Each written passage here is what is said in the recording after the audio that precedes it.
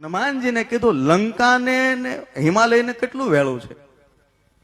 અત્યારે પ્લેન ત્યાંથી ઉડે ને તો એક રાતમાં ત્યાં જઈને એક પાછી જડીબુટી ગોતવાની, એ લઈને પાછા ત્યાં પહોંચે. આવું થઈ ન શકે. એ કેટલી સ્પીડે હનુમાનજી ઉડ્યા હશે. એટલે એ પ્રસંગ તમે જુઓ, ધ્યાનથી સમજવાની અને કોશિશ કરો એક વખત, એટલે ખ્યાલ આવશે કે હનુમાનજીએ એ વખતે સૂર્યનારાયણને વાત કરીને જ્યારે એને ખબર પડી, સુષેન નામના વૈદને જ્યારે એ લંકામાંથી ઉઠાવી લાવે, સુષેને કીધું કે હાલત ખૂબ નાજુક છે, હી ઇઝ સિરિયસ,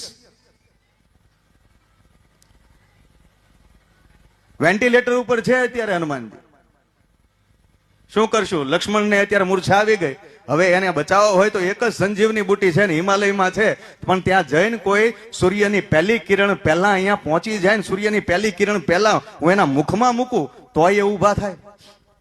અને એ વખતે હનુમાનજીએ સૂરજ નારાયણની સામું જોઈને ખાલી એટલી પ્રાર્થના કરી હતી કે હે સૂરજ નારાયણ, કાલ સવારનો દિવસ જો ઉગે, તમારો ઉદય થશે ને તો એક સૂર્યવંશી અહીંથી અસ્ત થઈ જાય.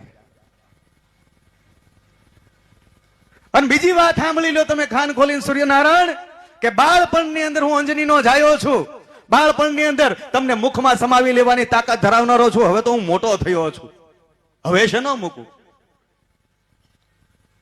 અને એ ઈશ્વર ઉપર ભરોસો અને શ્રદ્ધા હતી. અને હનુમાનજી ગયા અને હનુમાનજી સંજીવની લઈને આવ્યા અને લાવીને જેવા લક્ષ્મણના મુખની અંદર જયારે સંજીવની રેડી છે, બધાને ખબર છે સાહેબ સજીવન થઈને ક્યાં છે, ઇન્દ્રજીત ક્યાં છે, લાવો.